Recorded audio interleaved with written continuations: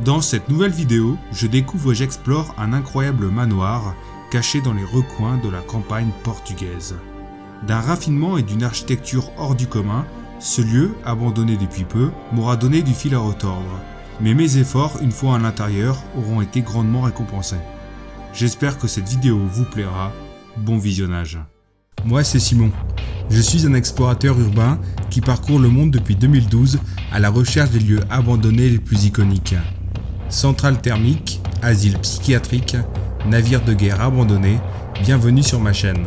N'hésite pas non plus à t'abonner à mon Instagram si tu veux plus de contenu. Maintenant, place à la vidéo.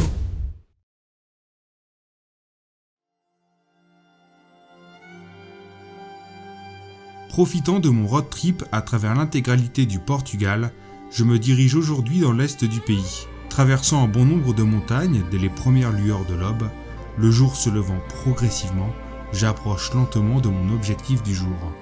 L'exploration urbaine m'a depuis longtemps fait découvrir des lieux singuliers, cachés de tous, que seule la timide lumière du jour peine à dévoiler sous une épaisse couche de poussière et d'oubli.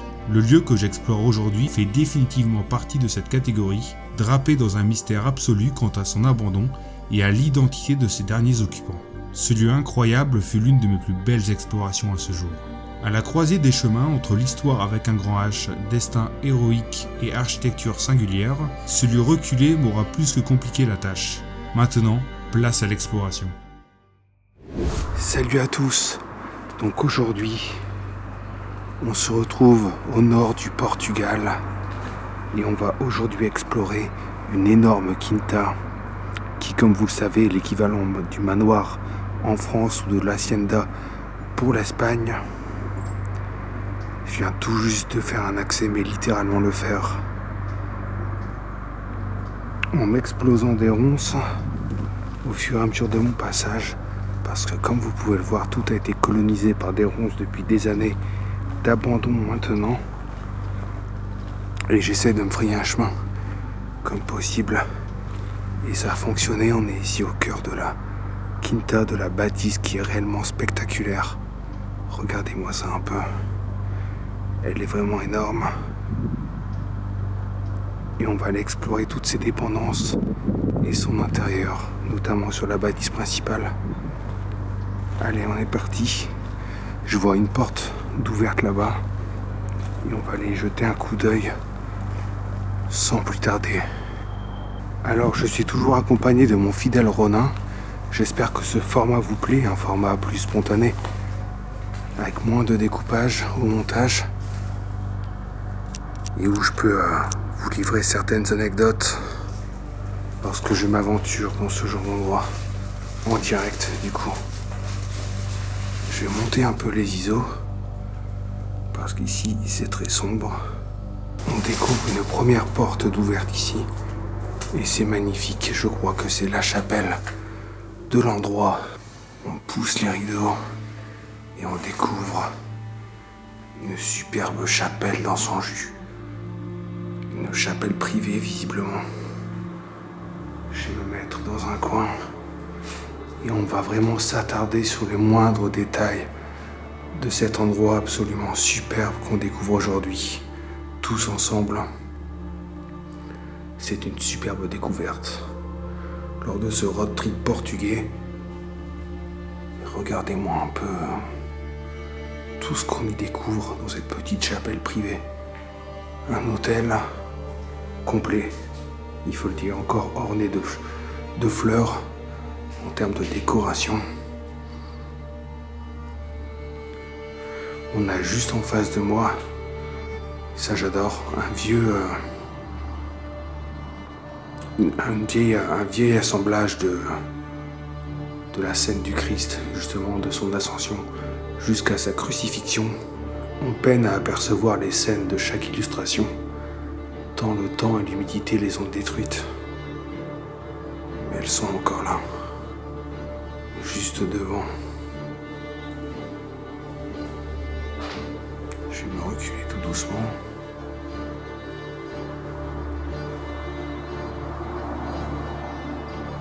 Ce lieu est vraiment superbe. Des fleurs de lys rouge, pas étonnant pour ce genre d'endroit. Il y en a un peu partout dans cette chapelle, notamment sur des petits coussins de chaises comme celle-ci.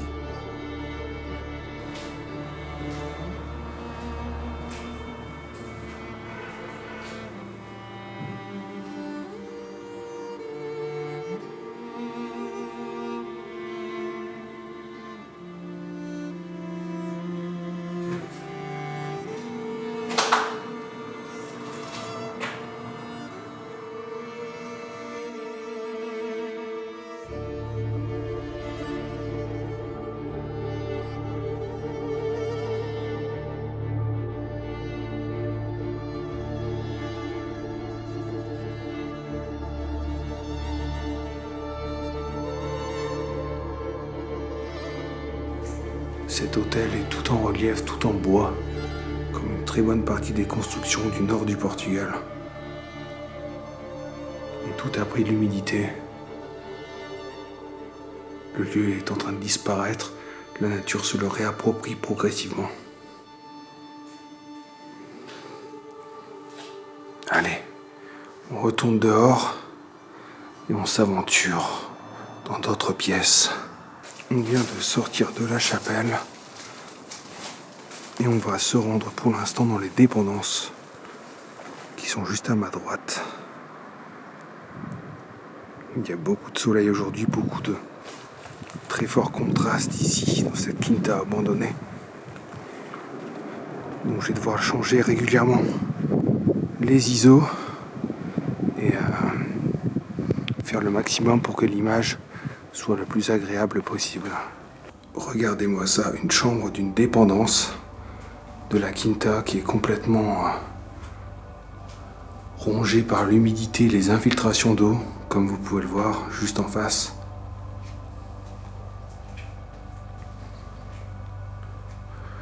Le lieu a l'air même dangereux au niveau du plafond de la chambre.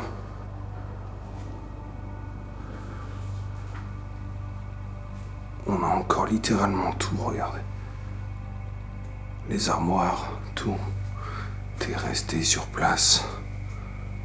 On a un petit âtre ici, une petite cheminée déjà chargée en bois, c'est ça qui est vraiment marrant. Comme si le dernier occupant de cette dépendance, de cette quinta, avait prévu de se chauffer une dernière fois. C'est assez touchant ce genre de petites traces du dernier occupant, je trouve ça assez symbolique et marrant.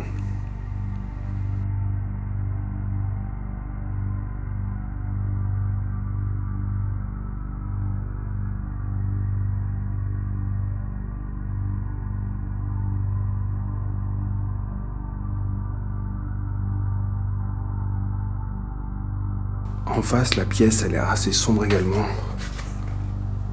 Ah oui, elle est très moisie au sens propre du terme, celle-ci. Avec des canapés qui ont complètement moisi.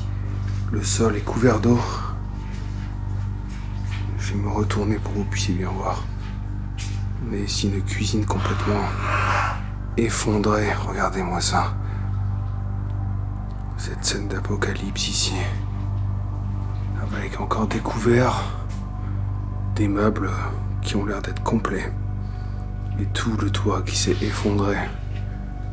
Avec le bois qui a dû pourrir très certainement. Et en se retournant, on découvre une pièce avec plein de trophées que vous pouvez voir juste là-bas. Plein de trophées de chasse. J'en ai vu. Il y a aussi, la majorité, ce sont des trophées de courses hippiques. Des trophées relatifs à l'élevage de chevaux aussi. Souvent les quintas sont en fait d'anciennes propriétés dans lesquelles il y avait un haras à côté où les gens, les propriétaires notamment, pouvaient élever des races de chevaux spécifiques. Il y avait tout un business autour de ça. C'est encore courant d'ailleurs aujourd'hui au Portugal.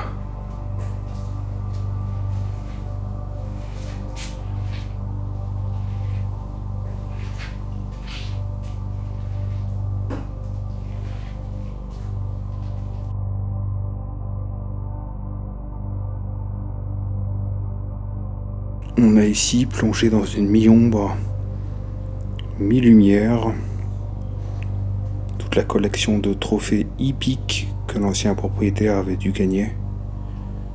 Regardez-moi un peu toutes les nominations, les récompenses.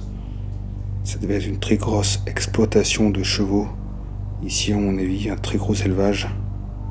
Pour qu'il y ait autant de distinctions comme ça, c'est que ça devait être très important ici.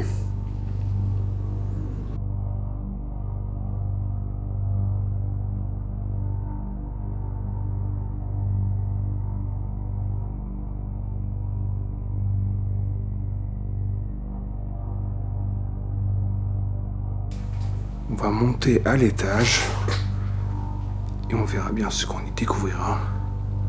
Et à l'étage, on découvre un petit bureau avec encore un ordinateur dessus et un téléphone. On va s'approcher de plus près. Ah oui, tout est dans son jus, quoi. On a la toiture en bois qui commence à s'affaisser. C'est pas hyper safe ou stable ici. Donc on n'y restera pas trop longtemps. Et tout est un peu en désordre dans cette dépendance. Je vous propose maintenant qu'on s'attaque à la quinta et à ces pièces qui ont l'air magnifiques. On se retrouve en bas. À tout de suite.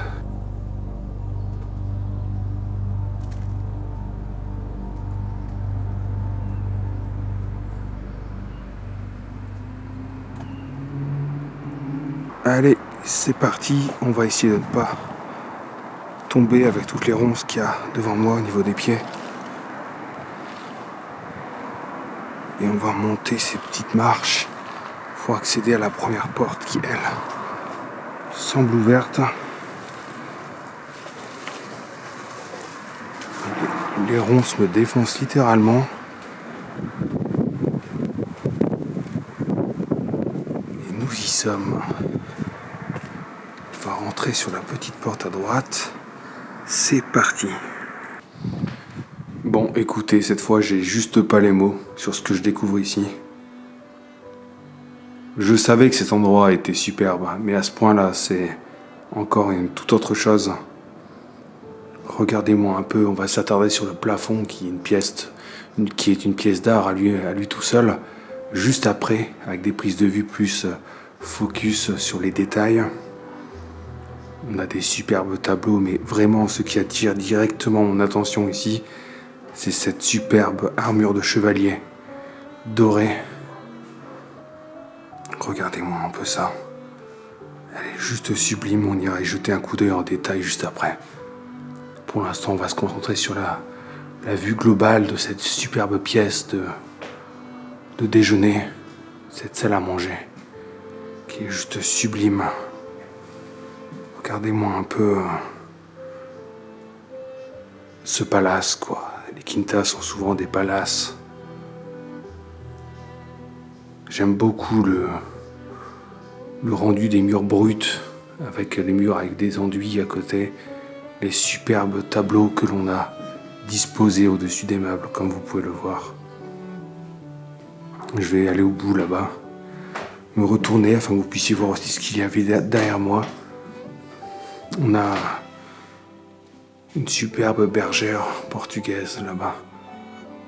Le canapé, un peu rustique évidemment. Et des superbes tableaux en triptyque.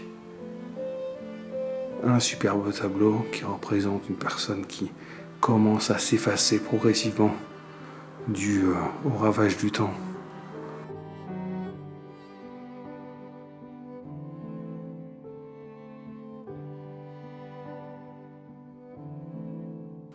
On a de très jolis bougeoirs en bois, d'un raffinement quand même vraiment exceptionnel. Il y a très peu d'objets cassés ici, donc j'espère que ça durera. Ce serait tellement dommage de voir tout ce patrimoine disparaître.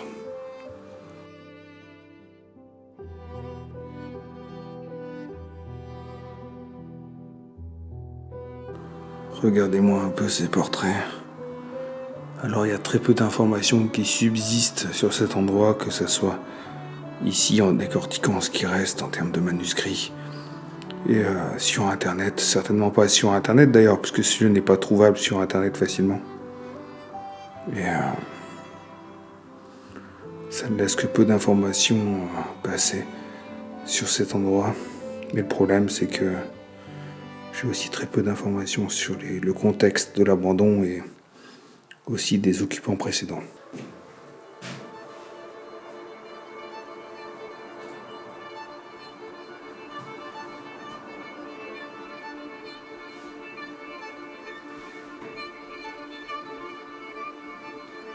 Mais évidemment, le clou du spectacle, le clou de la pièce, c'est cette immense armure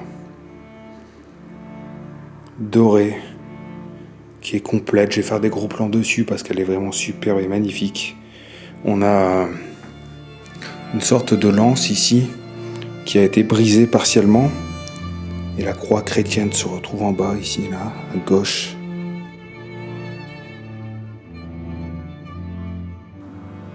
Regardez-moi ça. Les protections au niveau des bras, des doigts, les genouillères et surtout les protections au niveau des pieds rétractables. C'est vraiment une découverte hors du commun, ça. Avec une sorte de patinage doré en peinture sur les pièces d'origine.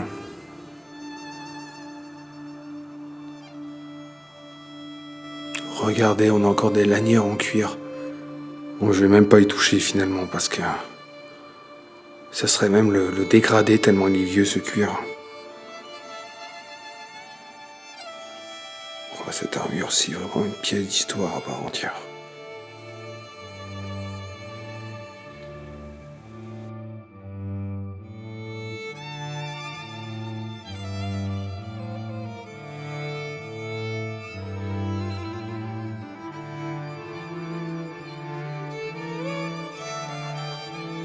Regardez un peu, j'ai mis volontairement de la luminosité sur ces deux cadres, puisqu'on a surtout celui de droite qui est complètement effacé par l'humidité.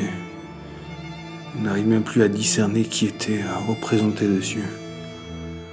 Celui de gauche, pareil, est en train de s'effacer progressivement. Je trouve ça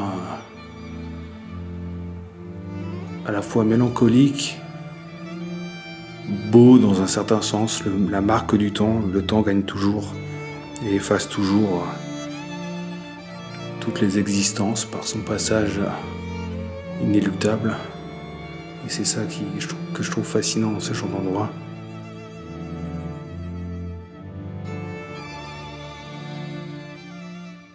Ce que je trouve assez marrant ici aussi, c'est que l'ancien propriétaire, l'ancien occupant des lieux, avait raccordé ces sortes de petits belvédères là en bois à l'électricité en mettant une ampoule dedans. Regardez.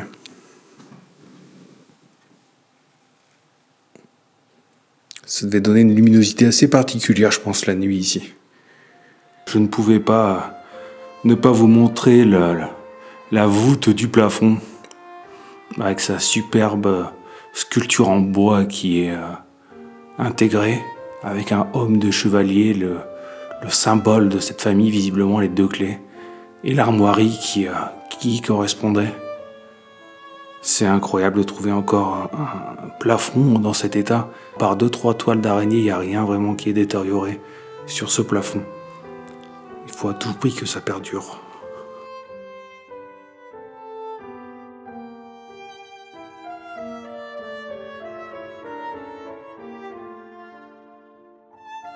On va continuer la visite en passant ici, juste à côté de ce rideau. Et voici ce qu'on y découvre. Un bureau complet. C'est génial cet endroit. C'est une vraie capsule d'histoire également. Regardez-moi ça un peu. On a ici tout ce petit bureau qui est encore rempli de livres dans les étagères. Avec une vue directe, en fait, c'est ça qui est assez marrant, sur la chapelle que l'on vient de voir, qui est juste ici, à travers la vitre faite de barreaux. Je vais me retourner un peu. C'est vraiment superbe, regardez-moi ça. Le très joli bureau, on s'imagine directement une personne, un comte ou une personne importante s'asseoir ici. Et s'atteler aux tâches administratives que demande parfois son exploitation de chevaux, par exemple. C'est vraiment génial.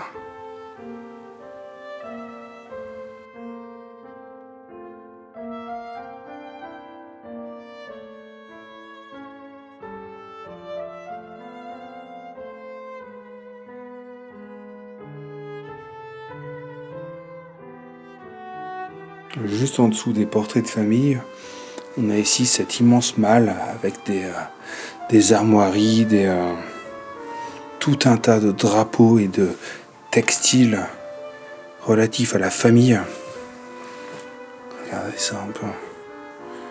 Ça a dû être ouvert, ça n'a pas dû être ouvert depuis des années, ce genre de choses. Incroyable, on va tout laisser à l'intérieur. Donc on va tout laisser à l'intérieur, tranquillement, et refermer le coffre dessus.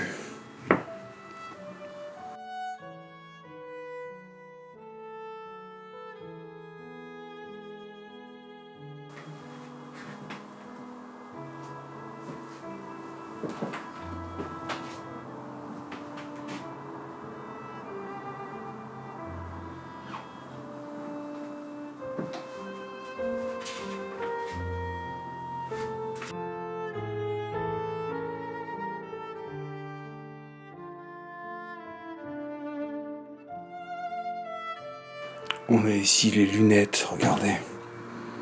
Même les anciennes lunettes d'un des derniers propriétaires, visiblement. Avec ce superbe livre, écrit tout en manuscrit.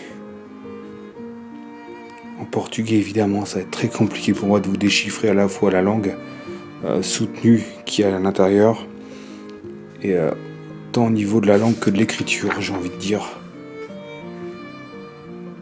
C'est vraiment de sacrées découvertes aujourd'hui, je dois dire. Regardez-moi ça.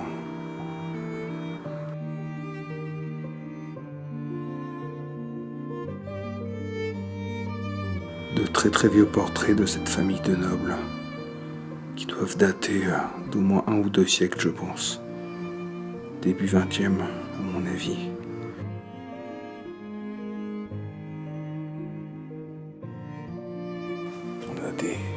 On a un set de tasses. Elles sont toutes pétées, c'est dommage.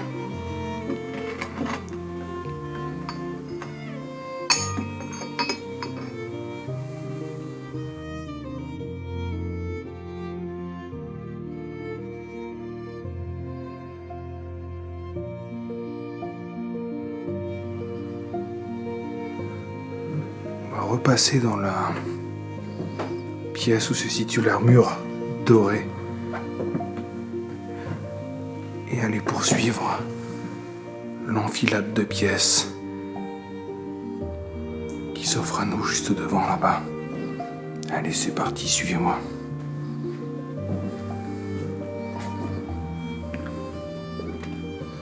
Oh là là, le salon, quoi. Il est magnifique.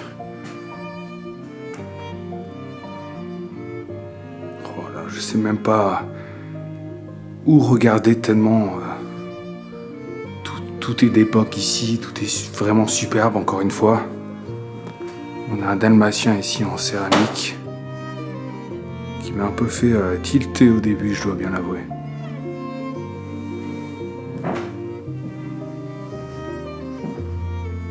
Regardez-moi ça un peu, l'énorme cheminée en pierre.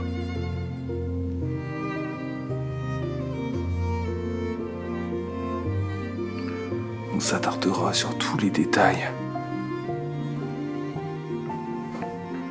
Qu'offre cette superbe pièce.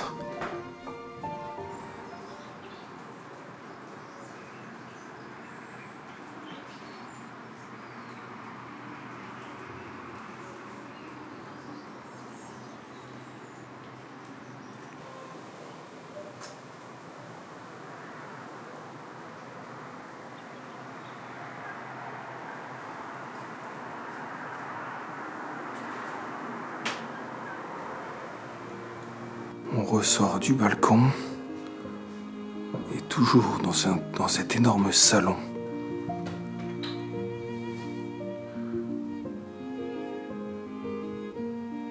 Il est vraiment incroyable. J'aime beaucoup le tableau, la peinture sur bois qui est juste là-bas, qu'on ira voir juste après. Très endommagé par le temps, malheureusement. C'est aussi ce qui arrive lorsque de telles bâtisses tombent dans l'oubli et le manque d'entretien progressif.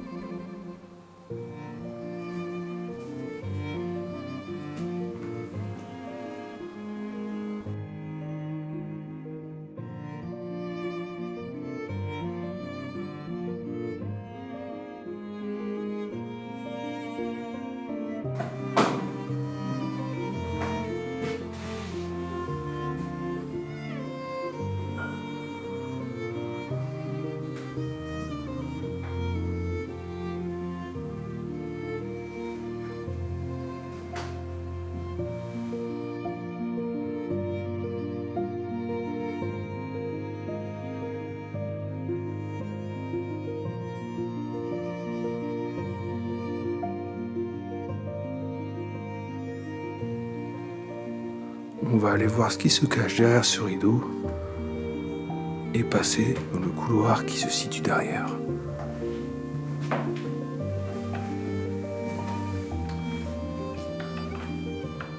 Hop, et juste derrière le rideau, on découvre un grand couloir et surtout une superbe salle à coucher, une chambre.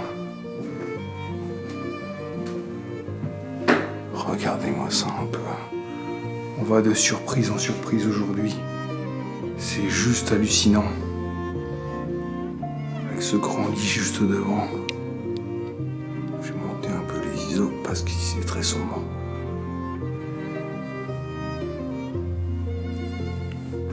On a une grande tête de lit. Mais ça, j'ai envie de dire, c'est basique pour ce genre d'endroit.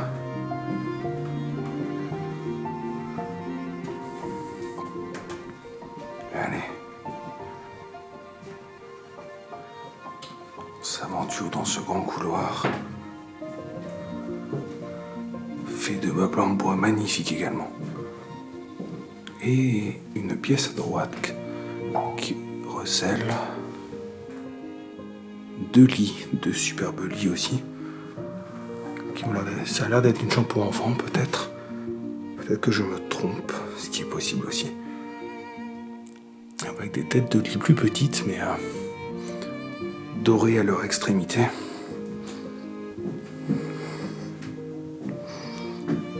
Regardez. Je vais rentrer dans la salle de bain qui est derrière pour que vous puissiez avoir une vue plus large sur l'endroit.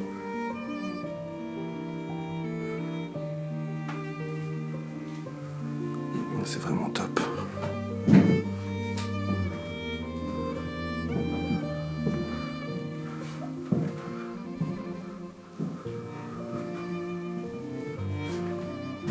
Très jolie chambre aussi, je dois dire plus sobre que les autres.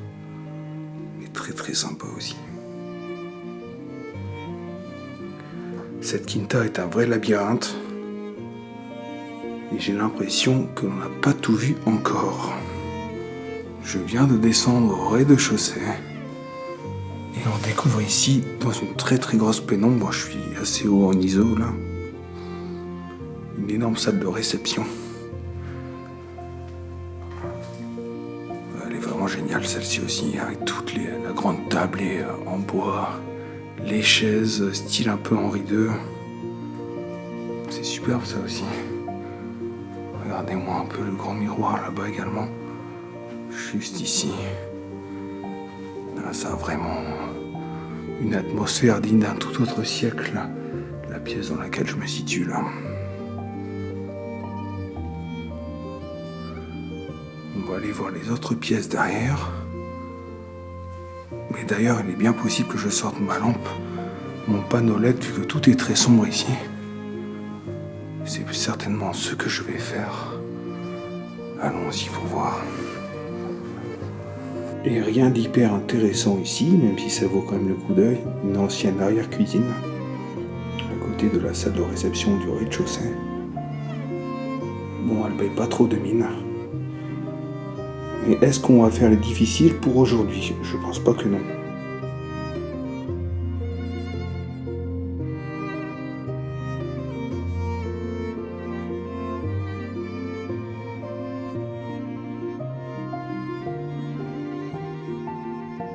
Beaucoup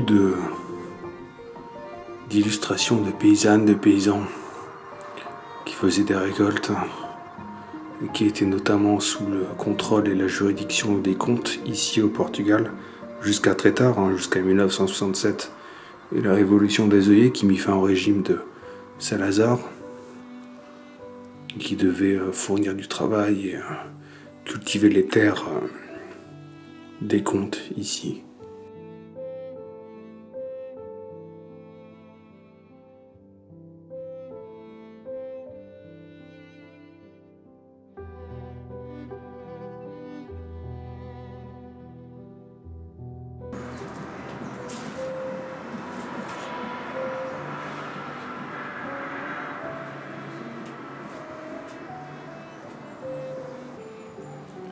On a le portail qui est juste devant, là, surmonté d'une sorte de sphère en roche. J'avais essayé d'accéder par là-bas tout à l'heure, mais c'était impossible. Parce que tous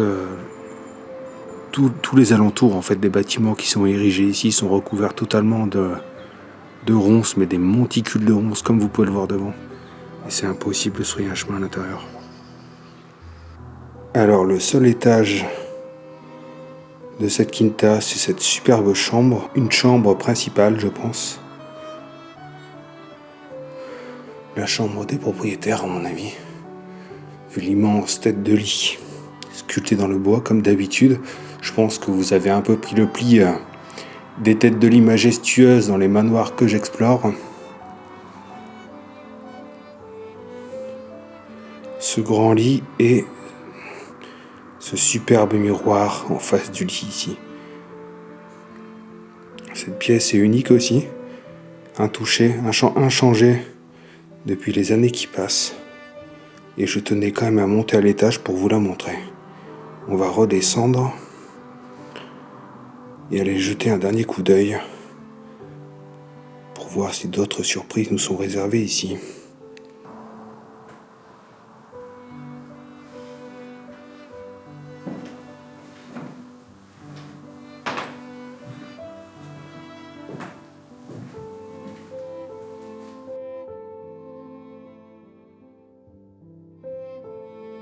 Eh bien, écoutez, j'espère que cette vidéo, peut-être un peu plus longue que d'habitude, vous aura plu. J'espère que vous aurez pris énormément de plaisir comme moi à visiter et à explorer cet ancien, on va l'appeler plus familièrement manoir. Et on va se quitter devant cette superbe armure dorée. Moi, je vais retourner à la voiture, essayer déjà avant de retourner à la voiture de sortir de cet endroit. Et on se dit à une prochaine fois, dans un prochain épisode. Portez-vous bien et à la prochaine. Salut! Cette vidéo est maintenant terminée. Je suis bien retourné à ma voiture et j'ai repris la route vers d'autres lieux à explorer. N'hésite pas à liker, commenter la vidéo et à t'abonner à ma chaîne. C'est le meilleur moyen de me remercier pour mon travail. À très vite dans de futurs épisodes.